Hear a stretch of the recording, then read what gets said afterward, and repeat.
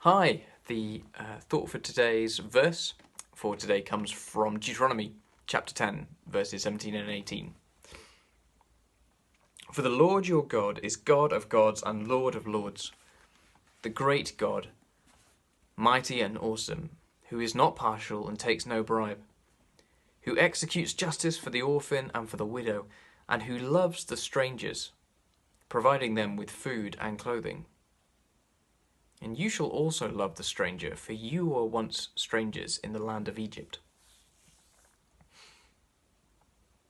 There are several things that occur to me from this reading. First, it does a really good job at setting out the priorities for God. Like, what are the things that are most important to Him? And more than that, it also kind of helps us give us a sense of who God is. God is God of gods and Lord of lords, mighty and awesome.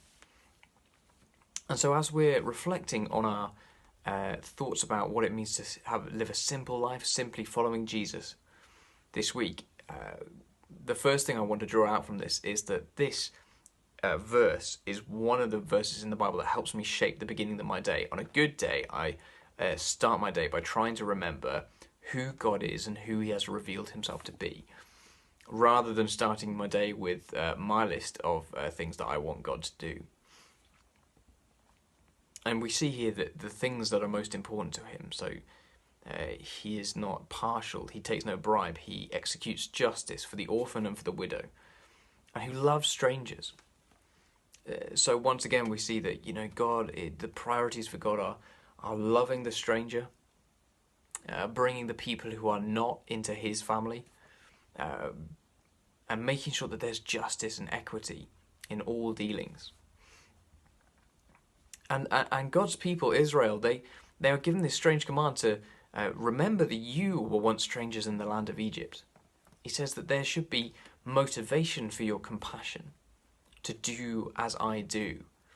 And that for me is the second thing that I find really encouraging from these verses. And as I go into this day, and I hope that you will find this too, that it's good to know that we need to remember the time when perhaps we were not in the situation where we once are in now. So I haven't always been a Christian. Some people have grown up their entire lives following Christ, and I celebrate that and I rejoice. But it's not for me. There was a time when I was maybe even an enemy of God, and He, by His grace, has brought me into the kingdom. And if that is part of your story, then we need to help each other remember what it felt like to not be a Christian and to not follow Jesus, so we can have compassion on those who are still on the journey somewhere, and to encourage those people on their journey towards Jesus.